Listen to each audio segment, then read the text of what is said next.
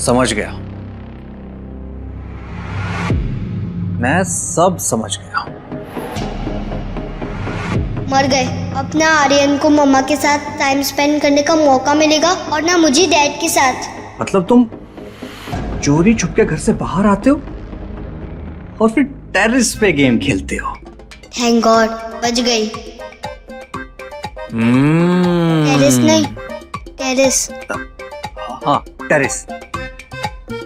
मतलब अभी तक ये सब कुछ मेरी आंखों के सामने हो रहा था, मुझे पता ही नहीं चला। आपको अभी भी कुछ पता नहीं चला है? हाँ? अब ना मुझे ये समझ नहीं आ रहा है कि मैं ज्यादा बेवकूफ हूँ या फिर तुम अल्ट्रा जीनियस। वाह स्वीट एंजल, मान गए तुम्हारा करिश्मा। अच्छा, तो मैंने इनको ही अपनी पिक भेजी थी, शायद ये समझ रहे हैं कि आर्यन स्वीट एंजल है।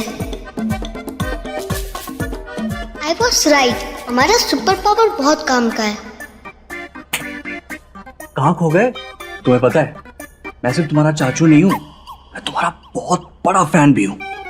लेकिन अभी मैं सिर्फ तुम्हारा चाचू हूँ, ठीक है? अच्छा, तो ये आर्यन के चाचू हैं। चलो तुम अंदर चलो, खड़ूस मिस मैरी आई हुई है तुम्हें पढ़ाने के लिए, बहुत गुस्से में लग रही है। चलो आ जाओ।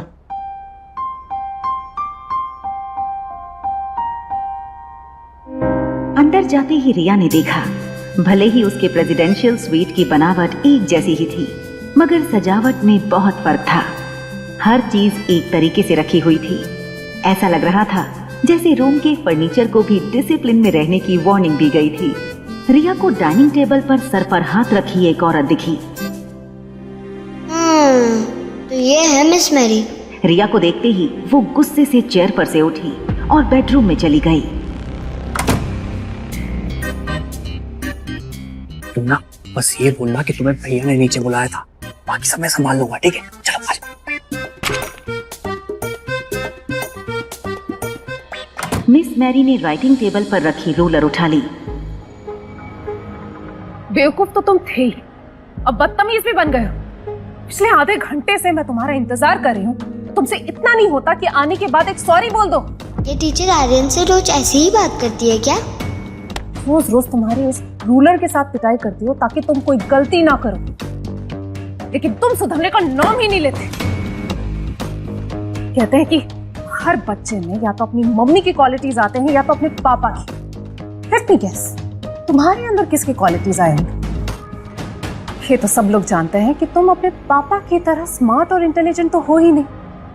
ओह, तो तुम्हारी मम्मी बेवकूफ और बदतमीज होगी, तभी तो तुम इतने बेवकूफ हो और अब बदतमीज भी बन गए। तुम्हारी वजह से तुम्हारे दादा दादी ने तुम्हारे बाप को घर से बाहर निकाल दिया, बेशरम। आज मैं तुम्हें ऐसे सबक सिखाऊंगी ना जो तुम्हें जिंदगी भर याद रहेगा, समझा? हाथ आगे करो। आर्यन रोज इनका टॉर्चर सहता कैसे है? मैं सब समझ गई। ये रोज मेरे दोस्त आर्यन को मारती है और उसके परिवार को भला बुरा भी कहती है। मिस मैरी जैसी विलन को मेरी जैसी हीरोइन रिया ही ठीक कर सकती है। रोहित मारवा को देखकर रिया का सारा गुस्सा गायब हो गया। जैसे ही रोहित रिया के पास आने लगा, रिया ने एक प्यारी सी मुस्कान देकर रोहित से कहा, हेलो डैड। वाओ आर्यन, तेरे डैड तो बहुत हैंडसम है यार। रिया की ये मुस्कान देखकर रोहित सरप्राइज हो गया, क्योंकि आर्यन कभी इस तरह रोहित को ग्रीट नहीं करता था। रोहित ने मिस मैरी के हाथ में रूलर देखी। मिस मैरी, सब ठीक है ना? आर्यन ठीक से पढ़ाई तो कर रहा है ना? अब मिस्टर रोहित, मैं अपनी पूरी कोशिश कर चुकी हूँ, लेकिन आर्यन है कि सुधरने का नाम ही नहीं लेता। ना मेरी बात सुनता है, ना होमवर्क करता है। उसका IQ किसी 2 साल के बच्चे से भी बहुत कम है। आप खुद देख लीजिए, मैं अपनी सारी एनर्जी डाल चुकी हूँ, लेकिन कोई इम्प्रूवमेंट ही नहीं है। रिजल्ट हमेशा ही 0 आता है। मैरी की ये बात सुनकर रोहित काफी निराश हो गया, मगर उसने अपने चेहरे पर अपनी उदासी आने नहीं दी। आर्यन बेटा, आप अपना होमवर्क क्यों नहीं करते हो? मिस मैरी को कंप्लेन का मौका क्यों देते हो? आप और मम्मा अगर एक साथ रहेंगे ना डैड, तो पूरी फैमिली कंप्लीट हो जाएगी। मेरे दोस्त आर्यन को मम्मा मिल जाएगी और मुझे डैडी। रिया को चुपचाप खड़ा देखकर मैरी ने अपनी झूठी कहानी और आगे बढ़ा दी। अब देखा आपने, बस ऐसे ही कुछ भी पूछो ऐसे ही एक्सप्रेशन देता है, ना खुद से बात करता है ना मेरी कोई बात समझता है। मैथ्स के एग्जाम से पहले ज्योग्राफी की पढ़ाई करता है और ज्योग्राफी के टाइम पे हिस्ट्री की।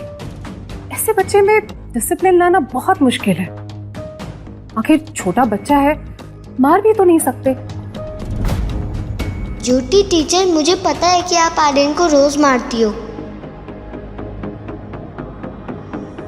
ऐसा लग रहा था जैसे रोहित ने आर्यन को लेकर हार मान ली हो। रिया से रोहित की हालत देखी नहीं जा रही थी। मिस्टर रोहित, मैंने आपको कितनी बार कहा है, आर्यन को एक स्पेशल स्कूल की जरूरत है।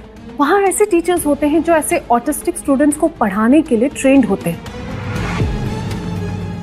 अगर आर्यन उनके अंदर ट्रेंड होगा तो आगे जाकर आप पर बोझ नहीं बनेगा। और ऐसे एक स्पेशल स्कूल को मैं भी पर्सनली जानती हूँ। Special school? लेकिन क्यों? आर्यन तो बिल्कुल नॉर्मल है मेरी तरह। डैड, आपको आर्यन से ज्यादा इस टीचर में विश्वास है क्या? कुछ तो बोलो। मिस्टर रोहित। सनी, सनी! जी भैया, क्या हुआ? आर्यन ने कोई गलती की क्या? सनी रिया की ओर देखने लगा। वो इशारे से रिया को पूछने लगा कि क्या हुआ। उसे डर था कहीं रोहित के सामने आर्यन का गेमिंग वाला राज ना खुल गया हो। सनी, एक काम करो, मिस मैरी की पूरी साल की फीस एक साथ दे दो और उनसे कह दो कि अगर आर्यन को नहीं पढ़ा सकती है तो हम किसी और टीचर को ढूंढ लेंगे। इन्हें कल से यहाँ आने की कोई जरूरत नहीं है। मैं मनाली की सबसे बेस्ट टीचर हूँ। अगर मैं नहीं पढ़ा सकती तो कोई और कैसे पढ़ा सकता है? बाकी ठीक है, आपको जो बेहतर लगे, लेकिन एज अ टीचर मैं अपने स्टूडेंट के भविष्य के लिए बेस्ट ही सजेस्ट करूंगी।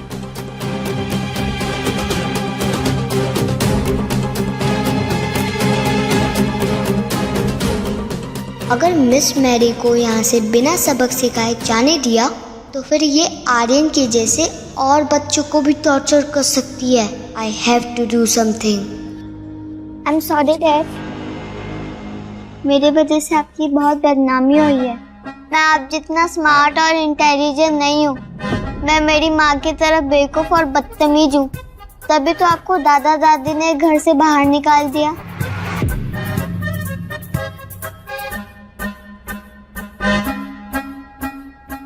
नहीं आर्यन बेटा, ऐसी कोई बात नहीं। ऐसा आपसे किसने कहा?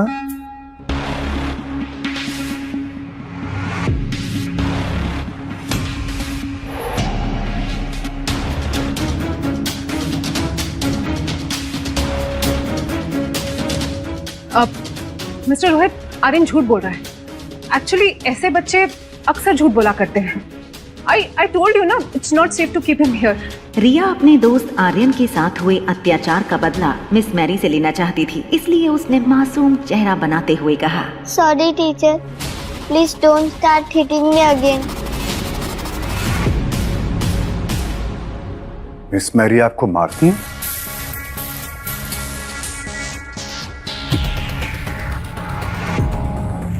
आर्यन बेटा, आप अंदर चलो, डैड अभी आते हैं। आर्यन, मैंने दूर कर दी है तेरी लाइफ की पूरी टेंशन। यस। मिस मैरी को पता चल गया था कि अब बचने का कोई रास्ता नहीं था। अब आगे की पूछताछ आपसे पुलिस करेगी। I'll make sure कि चाइल्ड हरासमेंट में आप पर ऐसा केस लगेगी जिसमें आपको बेल भी ना मिले। क्या कहा था आपने कि आप मनाली की बेस्ट टीचर है, राइट? डोंट वरी, मैं भी मनाली का बेस्ट लॉयर ही हायर करूंगा इस केस के लिए। I'm sorry मिस्टर रोहित, मैंने ये सब कुछ सिर्फ पैसों के लिए किया है। एक्चुअली मैं आर्यन को टॉर्चर किया करती थी, उसे सब गलत सिखाती थी ताकि आपको लगे कि आर्यन नॉर्मल नहीं है और आप उसे स्पेशल स्कूल में भेज दें। किसने पैसे दिए थे आपको ऐसा करने के लिए? Will you tell me or should I call the police? आपके अंकल मिस्टर किशोर मारवा ने पैसे दिए थे। रोहित कभी सोच भी नहीं सकता था कि उसके अपने परिवार के लोग उसके बेटे की जान के दुश्मन बन जाएंगे।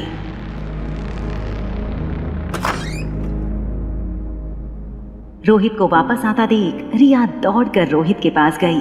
रिया को इस बात की खुशी थी कि रोहित ने आर्यन को अपने हाल पर छोड़ा नहीं था। इनफैक्ट वो आर्यन से बहुत प्यार करता था। I'm sorry बेटा, रिया के सपनों के डैड की कल्पना में रोहित अब और भी ज्यादा फिट हो गया था। आज के बाद no more tuition and no more tuition teacher. Yes. आज के बाद आपके डैड आपको पढ़ाएंगे, okay? No. What? Wow wow. ये सुनकर रिया को लगा कि उसका सारा खेल उल्टा हो गया। रोहित के पढ़ाने से कहीं आर्यन और बड़ी मुसीबत में ना फंस जाए। वहां अनिका जब स्वीट में आई, उसने देखा कि उसकी बेटी आज बिल्कुल शांत और समझदार बिहेव कर रही थी। ना गेम खेल रही थी, ना जोर जोर से टीवी देख रही थी। वो नहीं जानती थी कि वो जिसे रिया समझ रही है वो दरअसल आर्यन है। अनिका जहां भी जाती, आर्यन उसके पीछे पीछे चला जाता। अनिका सोफे पर बैठकर ज्योति बुआ के ऑपरेशन के बारे में कुछ सोच रही थी। अनिका ने नोटिस किया कि आज फिर से रिया की आंखें सुस्त लग रही थीं। आर्यन के लिए ये सब किसी सपने से कम नहीं था। अनिका के हक करते ही आर्यन को कब नींद आ गई उसे पता नहीं चला। अनिका ने नोटिस किया कि रिया नींद में है।